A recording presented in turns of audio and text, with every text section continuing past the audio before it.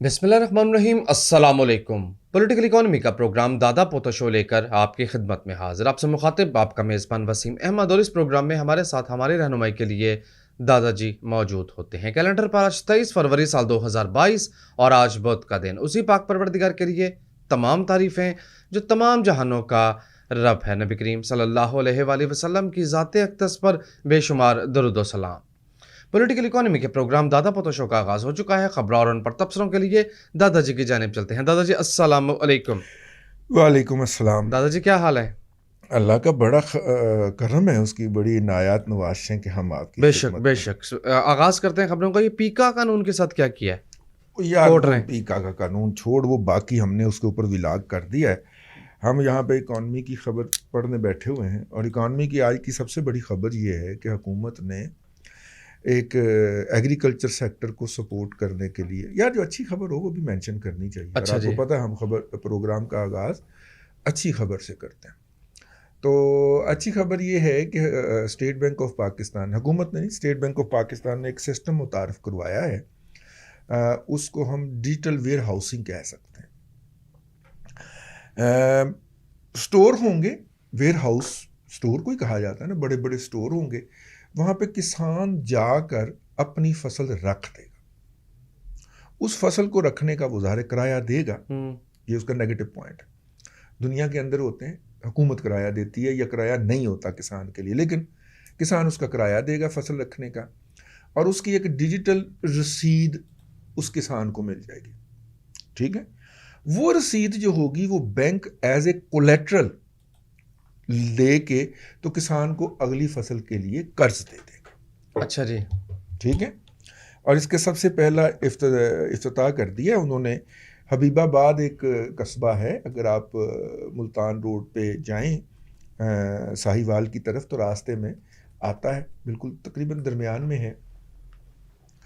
उनका ख्याल है, जो कि मेरा ख्याल है ये ख्याल उन्हें किसी ने गलत बताया है, कि पाकिस्तान की जो मेज़ की यानी कि मकई की 25% पैदावार जो है वो उकाड़ा और इसमें होती है कसूर के अंदर। गवर्नर साहब आपको किसी ने गलत बताया है, 80% होती है। ठीक है, 80% जो है वो यहाँ पे होती है। और ये भी हो सकता है कि वो अंडर कल्टीवेशन एरिया के हवाले से बात कर रहे हो। ठीक है, क्योंकि यहाँ पे आई है हाइब्रिड बीज, हाइब्रिड रजीम की तरह। कहाँ कारगिल कंपनी एक थी साहिवाल में, इस कंपनी का ऑफिस बना था जब हम यूनिवर्सिटी में पढ़ा करते थे। कारगिल ज़ियाउल हक ने इफ्तिताह किया था आके इसका। ठीक हो गया। अच्छा जी। कारगिल नाम की एक सीड कंपनी थी।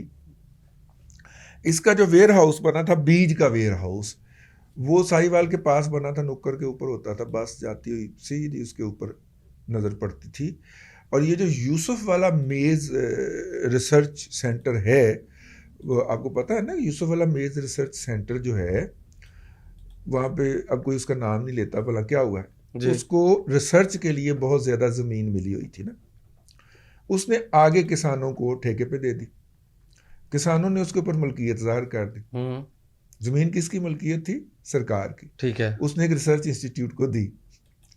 उसने आगे किसानों को ठेके पे दे दी कि जनाब हम आपको जो कहेंगे आप वो काश्त किया करेंगे, हम आपको जो वैरायटी देंगे। जब उन किसानों की दूसरी तीसरी नस्ल ने उस पर मलकियत का दावा किया, और हमारी सारी तरक्की पसंद तंजीमें उन किसानों के साथ खड़ी हो गई, ठीक है, तो उसके बाद वो आ गए, वो जिनकी पाकिस्तान के तमाम रकबे जिनकी मलकियत है, उन्होंने कहा कि ज़मीन तो साड़ी है।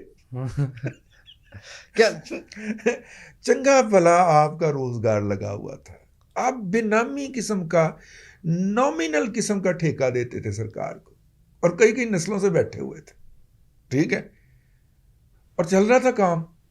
उन्होंने अपनी हदूद जो थी वो वहां तक बढ़ा ली, क्या ज़मीन तो साड़ी होती है। अब उनका फड्डा शुरू हो गया किसानों के साथ, फिर किसान गायब होना शुरू हो गया। आपको पता ना, उनके मुकाबले में जो भी आए तो वो गायब हो जाता, पता नहीं गाल कहाँ से निकली, कहाँ लेकिन पे एक बात चली बताइए, एक मिनट। लेकिन पहले वो खबर मुकम्मल कर लें। तो ये गवर्नर साहब आपको किसी ने गलत बताया है, 25% एरिया के हिसाब से तो हो सकता है, लेकिन ईल्ड वो 80% देता है। और ये 80% ईल्ड जो है ये सिर्फ आपको उकाड़ा में ही मिल जाती है। اس کی وجہ یہ ہے کہ باقی جگہوں پہ چونکہ روایتی بیج کاشت ہو رہا ہے تو وہاں پہ 30 من 25 من 20 من ایکڑ ہوتی ہے. یہ ہائیبرڈ سیڈ کی کراپ جو ہوتی ہے اچھا فارمر 120 من پر ایکڑ اٹھاتا ہے, لیکن میرے ورگا ماٹھا فارمر بھی جو ہو تو وہ 80 من اٹھا لیتا ہے. صحیح. تو 25% رقبہ ہوگا جس کے اوپر 100% فصل ہوگی. اور اس کے حوالے سے ابھی صرف انہوں نے میز سے شروع کیا ہے. میرا خیال ہے کہ یہ ان کی کم علمی اور کم آگاہی ہے, انہیں اس کے ساتھ آلو بھی شامل کرنا چاہیے. اور اس کی وجہ یہ ہے نا کہ کارپوریٹ سیکٹر کے اندر صرف ایک ہی فیکٹری ہے جو کہ ایک ہی کنزیومر ہے جو اس کا بائر ہے, صحیح ہے, اور وہ ہے رفان میز پروڈکٹ. ٹھیک ہے, رفان کسٹرڈ والے, رفان والے, فیصل آباد والے, اور وہ مارکیٹ کو ڈکٹیٹ کرتے ہیں. اگر صوبائی حکومتیں اور پنجاب حکومت خاص طور پہ اور سندھ حکومت اگر یہ پابندی لگا دیں کہ 1 سے 2% میز جو ہے وہ آٹے میں پیسی جائے گی تو اس کے 2 فائدے ہوں گے. ایک تو آپ کو 30% جو گندم کی کمی کا سامنا کرنا پڑے گا مستقبل قریب میں, وہ تھوڑا سا میٹ اپ ہو جائے گا. 1 2 3 5% آپ کہہ دیں کہ گندم کی جو فلور ملیں ہیں یہ اس کے اندر پیسا کریں گی, تو ایک تو ڈیمانڈ جنریٹ ہو جائے گی, رفان کی منوپلی ختم ہو جائے گی اس کے اوپر, اور تیسرا جو ہے کسان کو اچھے ریٹس مل جائیں گے.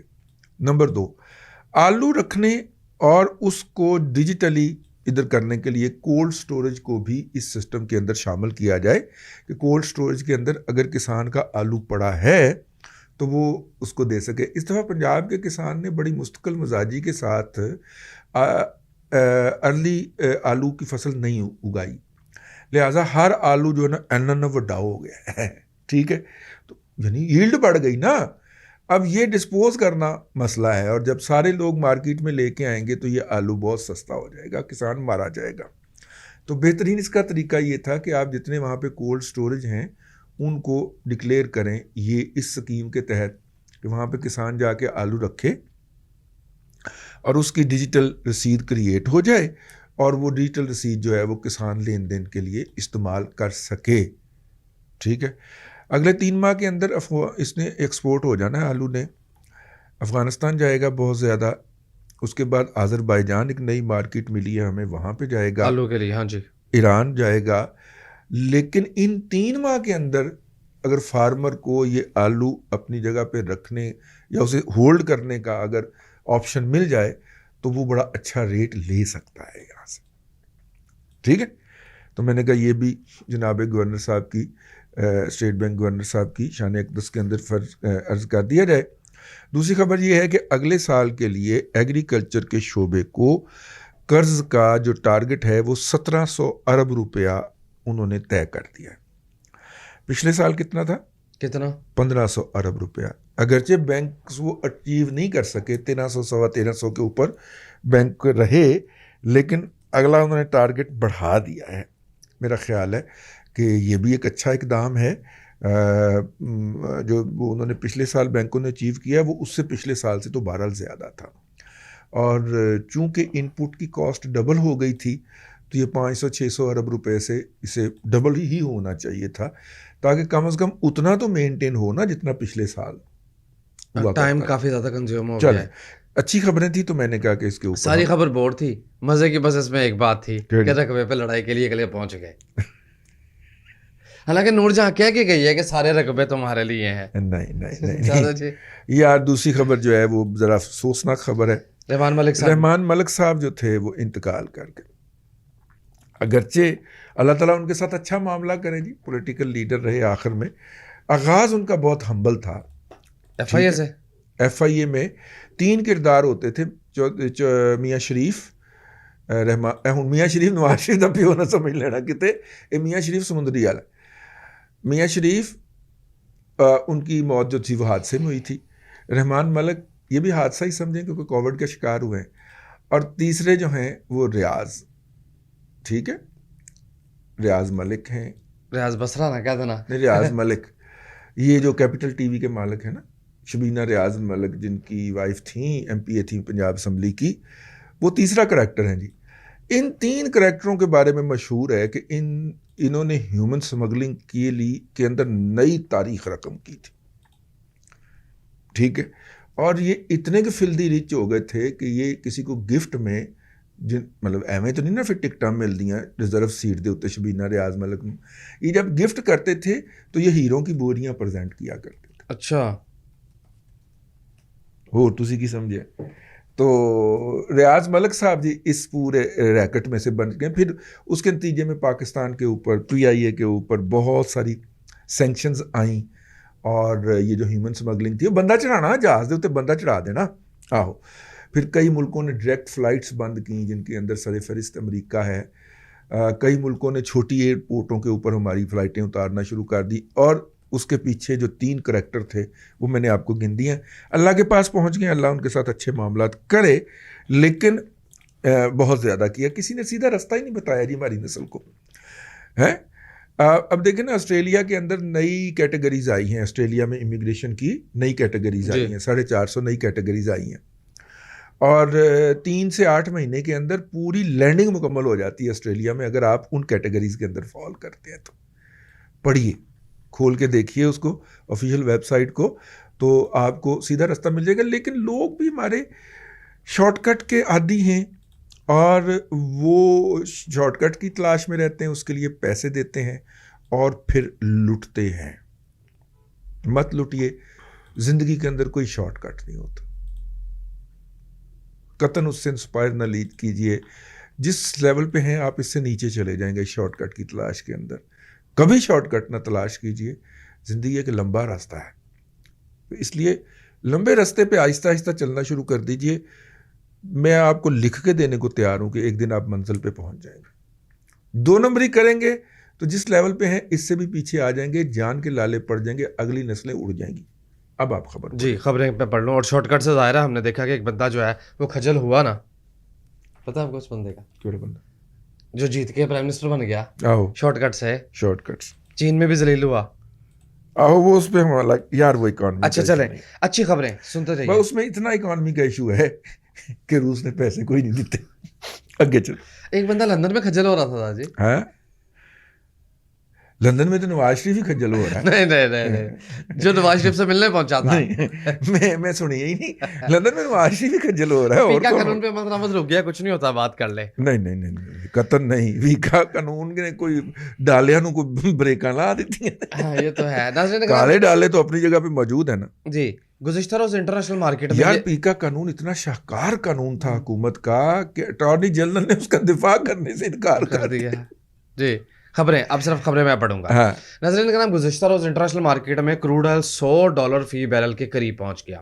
روس اور یوکرین تنازع کی جو حدت اور شدت تھی وہ بہت زیادہ انٹرنیشنل مارکیٹوں میں محسوس کی گئی. صرف آئل کی قیمتیں بڑھی, ادروائز دنیا بھر کی اسٹاک مارکیٹیں باشمول پاکستان اسٹاک مارکیٹ دباؤ میں آ گئی.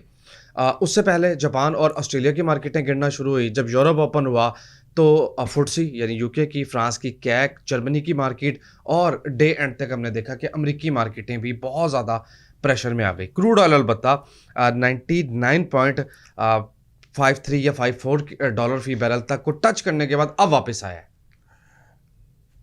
میں کچھ عرض کروں؟ جی ضرور. سامعین اکرام, دنیا کے اندر ڈکٹیٹر جو ہوتے ہیں ان کو بولنے کا بہت شوق ہوتا ہے. 4 گھنٹے کے انٹرویوز دیتے ہیں. آپ کو اگر یاد ہو تو مشرف صاحب جو تھے, ہم بھی اس وقت میڈیا میں ہوتے تھے, مین اسٹریم میڈیا کے اندر, ان کو بہت شوق تھا. اینکر بھی خاتون, وہ اپنے شوق, اپنی مرضی کی ڈیمانڈ کی, نہیں شوق والا بس ٹھیک بولا ہے, نہیں مرضی کی ڈیمانڈ کرتے تھے. مجھے یاد ہے کہ ان کا ایک انٹرویو تھا انٹرنیشنل ایک میڈیا ہاؤس کے لیے, نام نہیں بتاؤں گا. تو اس انٹرنیشنل میڈیا ہاؤس سے جناب جنرل صاحب نے بڑا, اور ان کا ابتدائی دن تھے 2001-2 کی بات ہے, تو انہوں نے کہا, انہوں نے باقاعدہ نام لے کے کہا کہ فلاں اینکر کو بھیجا جائے. ٹھیک ہے, تو جب انٹرویو ہو رہا تھا نا سامنے ہال میں اور لائیو جا رہا تھا, تو ظاہر ہے ہم نے تو سارے پری پروڈکشن کر کے اب پیچھے بیٹھ کے انجوائے کرنا. آخری سیٹ پہ میں اور ایک میرا دوست ہے, آج کل پاکستان کے لیڈنگ اینکرز میں شمار ہوتا ہے, تو وہ بیٹھے ہوئے, ہم دونوں پیچھے بیٹھے انجوائے کر رہے تھے. تو میں نے ان سے پوچھا اپنے دوست سے, وہ بھی شریف آدمی ہے, ٹھیک ہے, میں قسم کھا سکتا ہوں ان کے کریکٹر کی, تو میں نے کہا یار یہ اس اینکر کو ڈیمانڈ کر کے مشرف صاحب نے کہا کہ میرا یہ انٹرویو کرے گی پھر میں آپ کو انٹرویو دوں گا، تو اس میں ایسی کیا خاص بات ہو سکتی ہے؟ نہ یہ نامور ہے، ابھی اپنے پروفیشن کے ابتدا میں ہے، جونیئر اینکر کو یہ انٹرویو دے رہا ہے، تو اس میں کیا خاص بات ہو سکتی ہے؟ اس نے کہا وہ خاص بات دیکھنے کے لیے نا آپ کو مشرف کی آنکھ چاہیے۔ اچھا اللہ کی قسم مجھے بھی سمجھ نہیں آئی کہ اتنا کیا تھا کہ جناب باقاعدہ ڈیمانڈ کیا گیا، اور انہوں نے کہا کہ یار وہ جونیئر سی اینکر ہے اس سے ہم، میں نے کہا جی ڈیمانڈ وہی ادھر سے یہی ڈیمانڈ۔ تو خیر بات ان ڈکٹیٹرز کو بولنے کا بہت شوق ہوتا ہے، وہ 1 یا 2 گھنٹے کی وہ لائیو ٹرانسمیشن چلی تھی، مختلف پرائیویٹ اداروں کو کہہ کے اس کو سپانسر کروایا گیا تھا۔ اچھا لیکن اس کے بعد کم از کم جو چائے کے اوپر گپ شپ ہوئی، وہ صدر پاکستان جو اس وقت چیف ایگزیکٹو تھا، ٹھیک ہے، اس نے 3.5 گھنٹے اس خاتون کے ساتھ بیٹھ کے گپ شپ کی۔ اسی تھک گئے بیٹھے بیٹھے، لیکن ظاہر پروٹوکول تو بیٹھنا تو تھا۔ خیر آگے آؤ، اسی طرح نا شوق بہت ہوتا ہے بڑی لمبی لمبی باتیں کرنے کا۔ بات آپ نے کہاں سے چھیڑی؟ کروڈ آئل سے، ٹھیک، انٹرنیشنل مارکیٹیں لگ گئی، ہاں انٹرنیشنل مارکیٹیں ہل گئیں۔ اسی طرح کا ایک انٹرویو پیوٹن نے بھی دیا، اور انٹرویو کیا تھا؟ قوم سے خطاب تھا، اور 40 منٹ جب گزر گئے تو تمام ٹی وی چینل نے اس کا خطاب جو کہ وہ لائیو دکھا رہے تھے ترجمے کے ساتھ، وہ بند کر دیا اور اپنے تبصرے شروع کر دیے۔ بھائی کون کتنی دیر تمہارا خطاب دکھاتے جائیں نا؟ نارملی یہ خطاب جو ہوتا ہے یہ 8 سے 12 منٹ، حد 15 منٹ کا ہوتا ہے، وہ بہت لمبا کھینچے تو 20 منٹ، بہت زیادہ بتا رہے ہیں، آدھے گھنٹے میں کام ختم، تبصرہ ہو کے بھی ختم ہو جاتا ہے، ٹھیک ہے۔ اب جب 40 منٹ تک موصوف بولی جا رہے تھے تو پھر ٹی ویز نے کاٹ لیا، الجزیرہ نے کاٹا، العربیہ نے کاٹا، CNN، BBC، چائنا والا نیوز 24، نہیں CCTV نے دکھایا ہی نہیں، اچھا ٹھیک ہے۔ وہ انہوں نے سب نے کاٹ کے تو اپنے تبصرہ نگار بٹھا کے تبصرے کرنے شروع کر دی۔ اب ہوا کیا ہے؟ آئل کے ساتھ اس کی کنیکٹیوٹی، میں نکال رہا ہوں، پیوٹن صاحب نے یہ کہا کہ یہ جو یوکرین ہے اس کے اندر وہ علاقہ واقع نہیں ہے، ہم سمجھتے ہیں کہ وہ ایک آزاد خطہ ہے۔ یوکرین کے اندر، یوکرین مطلب جیسے نعوذ باللہ نقل کفر نہ باشد، اگر انڈیا کہے کہ ہم سمجھتے ہیں کہ بلوچستان ایک آزاد خطہ ہے، اوکے، اور ہم بلوچستان کی حفاظت کے لیے وایا سندھ اپنی افواج بھیج رہے ہیں، لڑائی تو پاکستان روک سکتا تھا، روک لیں۔ یہ تو سیدھی لڑائی ہے نا۔ ایگزیکٹلی اس نے کہا کہ ایک نہیں 2 خطے ہیں جو کہ یوکرین کے اندر جن کی ہم آزادی کا اعلان کر رہے ہیں، ڈکری جاری کر رہا ہے باقاعدہ۔ آپ دماغ کا خناس دیکھو کہ وہ ڈکری جاری کر رہا ہے، اور ان کی حفاظت کے لیے ہم فوجیں بھیج رہے ہیں، ہم کسی پہ حملہ تھوڑی کر رہے ہیں، تو فوجیں جو ہیں وہ یوکرین کے اندر سے گزر کے جائیں گی نا، اس کی سوورینٹی پہ حملہ، یہ تو ٹھیک ہے، اس کی جغرافی حدود کے اندر سے گزریں گی نا فوجیں، بھلے ہوا سے گزریں بھلے زمین سے گزریں۔ جب اس نے یہ ڈکلیئر کیا تو اس کا مطلب کیا ہے؟ جنگ، کلیئر کٹ جنگ۔ تو جب جنگ کا اعلان کر دیا اس نے، 40 گھنٹے کی 45 میرا خیال اس سے بھی زیادہ کی تقریر تھی، تو اس کے بعد تو پھر پیٹرول نے پایا بدنا ہی سی نا، تو اتنا بڑھ جانا تھا۔ یورپین یونین کوشش کر رہی ہے کہ جو نیوکلیئر معاہدہ ہے ایران کے ساتھ، اس کو ٹرمپو نے ریورس کیا تھا، بائیڈن نے کہا گو ہیڈ، اس کو ہم ریوائیو کر دیں، یوں ایران اور عراق اور اب شام، ان 3 بڑے تیل پیدا کرنے والے ممالک کا تیل آ جائے گا مارکیٹ کے اندر، کیونکہ اب ایران کا قبضہ ہے نا ان کے اوپر، اور ایران ان کے آئل کنٹرول کرتا ہے، تو وہ جب مارکیٹ کے اندر، اور ایران کے اوپر اکنامک سینکشن ہے، وہ تیل جب مارکیٹ میں آئیں گے تو مارکیٹ کا ریٹ گر جائے گا۔ یورپین یونین کنزیومر ہے جی، ٹھیک ہو گیا۔ اور ادھر روس کیا کر رہا ہے کہ وہ فیول کی سپلائی کو انڈینجر کر رہا ہے، کیونکہ ساتھ ہی اس نے اعلان کر دیا کہ جناب 1 پاؤنڈ دی میں MMBTU نہیں لواں گا، میں 2 پاؤنڈ کرنے لگا ہوں، کار لو کار۔ تو اس کا مطلب یہ ہے کہ پیوٹن اس وقت کھیل رہا ہے فیول کی سپلائی کے اوپر، وہ ہتھیار جو شاہ فیصل سے 1974 کے اندر ویسٹ نے، یورپ نے چھینا تھا، وہ ہتھیار اٹھا لیا ہے روس نے، پیوٹن نے۔ اور اوپیک کو سب سے زیادہ فیڈنگ ہی پیوٹن ہی کرتے، روس کرتا ہے، یعنی کہ اگرچہ وہ اوپیک کا ممبر نہیں ہے، جب آئل مائنس میں چلا گیا تھا تو سب سے زیادہ ایکٹیو رشیا کو دیکھا گیا تھا. جی اور وہ کرتا ہے, اس نے اس کو ریوائیو کروایا تھا. اور یورپ کا تو گیس کا سپلائر ہی اس وقت سب سے بڑا ایکسکلوسیو, کسی کی 40% گیس ادھر سے آتی ہے, کسی کی 25% وہ لڑ آتی نہیں ہے. سکتے روس سے, وہ روس کے ساتھ لڑ ہی نہیں سکتے. روس نے اتنی پائپ لائنیں بچھا رکھی ہیں اور سستی گیس وہ دیتا ہے. تو یوں جب اس نے تھوڑا سا تنگا لگانا ہے نا, تو یہ یورپ کی بہت ساری اکانومیز جو ہے نا, یہ ہنگری, چیکوسلواکیا, رومینیا, پولینڈ وغیرہ, بلغاریہ, پولینڈ وغیرہ, انہوں نے تو مدرے منہ ڈگنا ہے نا. جی. اگر کوئی تھوڑا سا الٹرنیٹیو سسٹم تیار ہوگا تو وہ یا تو برطانیہ کے پاس ہوگا, یا وہ ہوگا اللہ آپ کا بھلا کرے جرمنی, فرانس کے پاس. یہ چھوٹی چھوٹی اکانومی تو چلتی ہی روس کی سستی گیس کے اوپر. یہ ویسے بھی ٹیل اینڈرز ہے, یہ یورپ کے ٹیل اینڈرز ہے, جیسا 8واں 9واں کھلاڑی نہیں ہوتا, ٹھیک ہے, فوراً اڑ جاتا ہے. آؤ اب امریکہ اور یورپین یونین یوکرین کی مدافعت میں نہیں آ پائیں گے, کیونکہ یوکرین نیٹو کا رکن نہیں ہے. لیکن اے ایمان والو, بات یاد کرو کہ once upon a time Putin جو تھا وہ یورپین یونین کی منتیں کر رہا تھا کہ ہمیں یورپین یونین میں شامل کر لیا جائے. تو یہ جو بڑے ممالک ہیں وہاں پہ, روس, فرانس, جرمنی وغیرہ, انہوں نے روس کی باقاعدہ بےزتی کی تھی. وہ تم اپنا منہ تو کیا, تم ہے کی ہے, تم بیچنا کی ہے, ٹھیک ہے, وہ تو اس قابل ہے ہمارے ساتھ بیٹھ سکے. اچھا, کمتر بتایا اس کو ذلیل کر کے.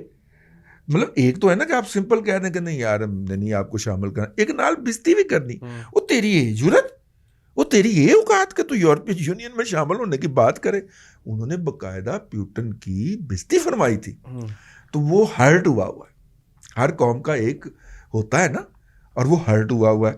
اور اب اس کو بہترین موقع ملا ہے کہ وہ بالکل دوسرا کیس ہے طیب اردوان والا. طیب اردوان صاحب جب پہلی دفعہ وزیر اعظم بنے تو انہوں نے بڑی منتیں کی کہ یورپین یونین ہمیں فل ممبرشپ دے دے, ٹھیک ہے. وہ نہیں دی. اس نے جناب اپنے آپ کو اتنا ڈیولپ کرنا شروع کیا کہ اب یورپین یونین کہتی ہے کہ یار تو ممبر بن جاؤ, کہتا میں نہیں بننا. تو چلو ممبر نہیں بننا تو کم از کم ڈرون تو 4-5 دے دے ہمیں اپنے. جی وائنڈ اپ کرے, ٹائم ختم تو وہ اب اپنے اسلحہ جو ہے وہ یورپین یونین کو بیچتا ہے. ڈرون اسلحے کے اندر ہی آتا ہے نا جی, جو وہ بیچ رہا ہے. تو یہ ہوتا ہے جی, وقت کا پہیہ گھومنے کے اندر دیر نہیں لگتی. روس نے اپنے آپ کو کیپٹلزم کے اندر آ کے اسٹیبلائز کیا. روس نے اپنی پہلی مسل پاور کا اظہار اس وقت کیا جب جو تھا وہ, یار یہ ترکی کے ساتھ کون سا ملک ہے اور جس کا ترکی کے ساتھ پھڈا چل رہا ہے, سائپرس. ہاں, جب اس میں سے ڈالر نکالنے کا اعلان کیا تھا. سائپرس نہیں ہو, اس کا سائپرس یونان کے اندر روس نے جب اپنے بینکنگ سیکٹر کے اندر ڈالرز ڈالے, پاؤنڈ ڈالے, تو امریکہ کا خیال تھا کہ یونان کو ڈیفالٹ کروا کے ان تمام ڈالرز پہ قبضہ کر لیا جائے. تو پہلا اس نے پاور کا اظہار اس وقت کیا جب اس نے آنکھیں دکھائیں اور کہا کہ سائپرس کو اگر ڈیفالٹ کروایا نا تو میں سب کے اندر وڑ جاؤں گا, ٹھیک ہے جی. تو پھر وہاں سے انہوں نے سائپرس کو ڈیفالٹ نہیں کیا. $56 بلین کا پیکج دیا آئی ایم ایف نے سائپرس کو کا ڈیفالٹ اوائڈ کرنے کے لیے. لیکن وہ سارا ڈرامہ امریکی قیادت میں اس لیے رچایا گیا تھا کہ وہاں سے روس کے بہت سارے پیسہ جات پڑے ہوئے ہیں, ان کو قابو کر لیا جائے, ٹھیک ہے. روس کی اس طرح کی بہت ساری سرمایہ کاریاں اپنے پاکستان میں بھی ہیں, خاص طور پہ جو اپنا جیز کے کسٹمر ہیں وہ سمجھے روس کے ہی کسٹمر, ٹھیک ہے. بہت ساری سرمایہ کاریاں ہیں اس کی, جس کو وہ اس طرح اوپنلی ڈکلیئر نہیں کرتا کیونکہ وہ اتنی کمائی کرتا ہے. اپنے لوگوں کو تو اس نے کچھ دینا نہیں ہے, وہاں پہ لوگ بہت حالت غربت میں رہتے ہیں. لیکن وہ سرمایہ کاریاں روس نے اس طرح کی اسٹریٹجک کر رکھی ہیں کیونکہ وہ کیپٹلزم کے ذریعے اس کا خیال ہے کہ وہ بھی دوسرے ممالک کے اندر انفلوئنس یا اثر پیدا کرے. تو یہ تھا جی, میں نے کہا آپ کی خدمت میں تھوڑا سا بیک گراؤنڈ عرض کر دیا جائے.